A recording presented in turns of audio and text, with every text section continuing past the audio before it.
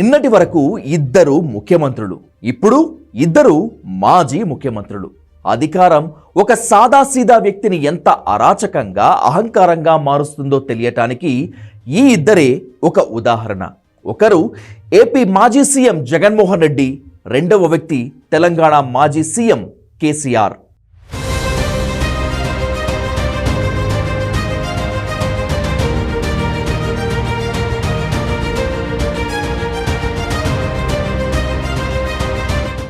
ఒకరు 5 ఏళ్లు అధికారాన్ని ఎంజాయ్ చేస్తే మరొకరు 10 ఏళ్లు రాజరిక పాలనని అనుభవించారు. అధికారం ఇచ్చిన కైపు, అహం, అధికారం పోయినా ఇంకా ఇద్దరికీ దిగటం లేదు. అందుకే చట్టసభలకు రాలేకపోతున్నారు. ప్రజలు ఇచ్చిన తీర్పుని గౌరవించలేకపోతున్నారు. ఓటమిని అంగీకరించలేకపోతున్నారు. తాము చేసిన తప్పుల్ని గుర్తించలేకపోతున్నారు. ప్రజలు ప్రతిపక్షంలో కూర్చోమన్నారు. తమ కోసం ప్రభుత్వాన్ని ప్రశ్నించమని చెప్పారు. కానీ జగన్, కేసీఆర్ ఇద్దరు అలా అనుకోవటం లేదు. వాళ్ళకి ప్రజల అవసరం లేదు, జనం సమస్యలు అసలే అవసరం లేదు. ఇద్దరికీ కిరీటం కావాలి, అధికారం కావాలి, డబ్బు కావాలి, కాంట్రాక్టుల్లో 8% కమిషన్లు కావాలి, వంది మాగదులు, అధికారులు వంగి వంగి సలాములు పెట్టాలి. అప్పుడు మాత్రమే వాళ్ళు అసెంబ్లీకి వస్తారు, ప్రజల సమస్యలపై మాట్లాడుతారు. అప్పటి వరకు చట్టసభలకు రానే రారు. ఏదో ఒక కారణంతో అసెంబ్లీకి ఎగనామం పెడతారు.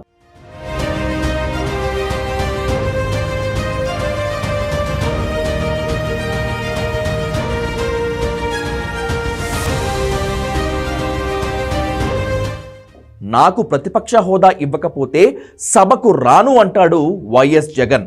ఇదేమి వింత డిమాండో జనానికి అసలేమాత్రం అర్థం కాదు. ఏరి కోరి తెచ్చుకున్న మొగుడు ఎగిరెగిరి తనినట్లు రావాలి జగన్, కావాలి జగన్ అంటూ 151 సీట్లు కట్టబడితే 5 ఏళ్లయ్యేసరికి 11 సీట్లతో పరాజయం పాలయ్యాడు జగన్. అసెంబ్లీలో కనీసం 10% సభ్యులు కూడా లేకపోతే ప్రతిపక్ష హోదా ఇవ్వనే ఇవ్వరు. ఇది ఒక నియమం.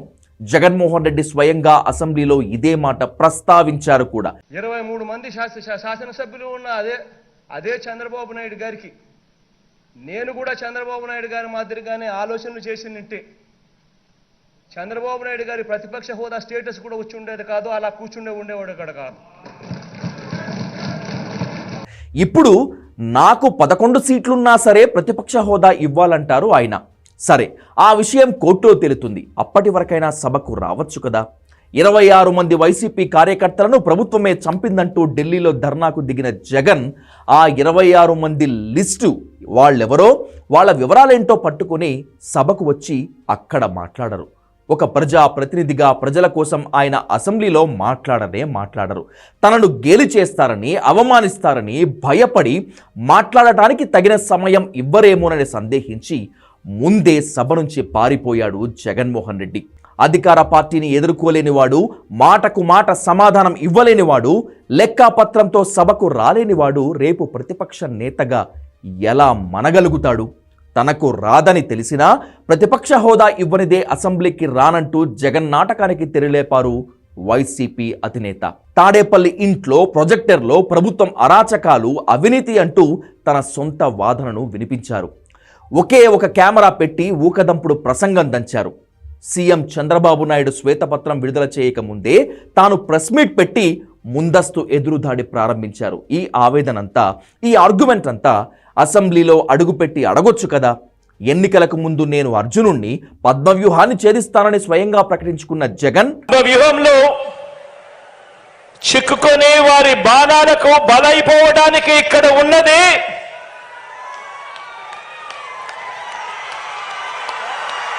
అభిమన్యుడు కాదు,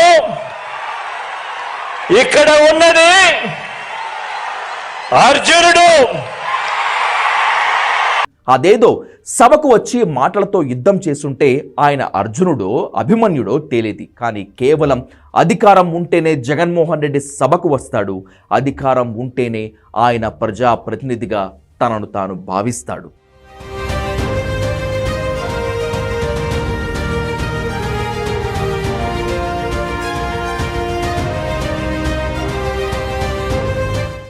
ఇక కేసీఆర్ది మరో వింత కథ.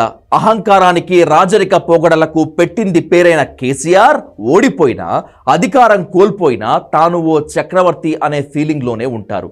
ఆయన చట్టసభలకు రాడు, మాట్లాడాడు, సమాధానం ఇవ్వడు. నా కొడుకు, మేనల్లుడు వాళ్ళిద్దరూ ఆ పని చూసుకుంటారు, మనకి అనవసరం అనుకుంటాడు ఆయన. తన ప్రభుత్వ హయాంలో ఏకంగా మీడియా పాయింట్నే ఎత్తేసిన కేసీఆర్ అదే మీడియా పాయింట్లో రేవంత్ రెడ్డి ప్రభుత్వాన్ని చీల్చి చెండాడుతానని శపథం చేసి మరుసటి రోజే ముసుగేసి ఫామ్ హౌస్లో పడుకున్నాడు. ప్రతిపక్ష నేత హోదా ఉన్నా అసెంబ్లీ వైపు కన్నెత్తి చూడాలన్నా ఎందుకు కేసీఆర్ భయపడుతున్నాడో అర్థమే కాదు. దేశ రాజకీయాల దశ దిశకు నేనే నిర్దేశం చేస్తానని చెప్పి పెద్ద పెద్ద డైలాగులు పేల్చి ఇప్పుడు అసెంబ్లీలో తన హయాంలో జరిగిన అవినీతి అక్రమాలను ఎత్తి చూపుతుంటే తట్టుకోలేక పారిపోయాడు కేసీఆర్. దేశ్కి నేత అవుదామని పక్క రాష్ట్రాల్లో కూడా ఎక్కడ పడితే అక్కడ సభలు పెట్టి సొంత రాష్ట్రంలో ఓడిపోయిన ఈ యోధుడు ప్రతిపక్షంలో ఉన్నా కూడా తాను బయటకు అసలే రాలేనటువంటి దిక్కుమాలిన స్థితిలో ఉన్నాడు. అధికారంలో ఉన్నప్పుడు అయ్యగారి వైభవం చూడాలి, నేను మాట్లాడినప్పుడు అందరూ అన్నీ మూసుకొని వినాలి, ఎదురు సమాధానం చెప్పకూడదు, ప్రెస్ మీట్లో జర్నలిస్టులు ఏమీ అడగకూడదు, నేనేం మాట్లాడతానో అదే విని రాసుకొని మీరు వెళ్ళిపోవాలి. చట్టసభల్లో కూడా అంతే, నేనే మాట్లాడతాను, మీరంతా మూసుకొని వినాలి. 10 ఏళ్ల పాటు కేసీఆర్ ఇలాగే నడిపించారు. ఆయన అసెంబ్లీలోనూ తన అతి తెలివి తేటలని, తన పాండిత్యాన్ని ప్రదర్శిస్తూ ఉండేవారు. పారాసిటమాల్ గోళీ వేసుకుంటే కరోనా తగ్గిపోద్దని ప్రవచనం చెబితే వెనకున్న బ్యాచ్ అంతా ఆహా ఓహో అన్నారా రోజుల్లో. అలాగే కాళేశ్వరం నేనే డిజైన్ చేశాను అంటే కార్యకర్తలు కొట్టిన చప్పట్లు దేశమంతా వినిపించాయి. అవన్నీ నిజాలు కాకపోయినా, పచ్చి అబద్ధాలైనా అధికారంతో అందరినీ నమ్మించి బతికేశారు కేసీఆర్. ఫైనల్గా ఈ ఇద్దరు మహానేతలు అధికారంలో ఉంటేనే అసెంబ్లీకి వస్తారు, పవర్లో ఉంటేనే పబ్లిక్లోకి వస్తారు, లేకపోతే ప్యాలెస్లలోనూ లేకపోతే ఫామ్ హౌస్లోనూ నిద్రపోతారు. తన ప్రత్యర్థిని ఎదుర్కోలేని వాడు, అవతలి వాడి ప్రశ్నకు సమాధానం చెప్పలేనివాడు ఇక ప్రజల తరపున ఏం పోరాడతాడు? కానీ ఓటుకు 500 రూపాయలు లిక్కర్ బాటిల్ ఫార్ములాని నమ్ముకున్న నేతలు చట్టసభలకు వస్తారు, మాట్లాడతారు అనుకోవటం జనం అవివేకం.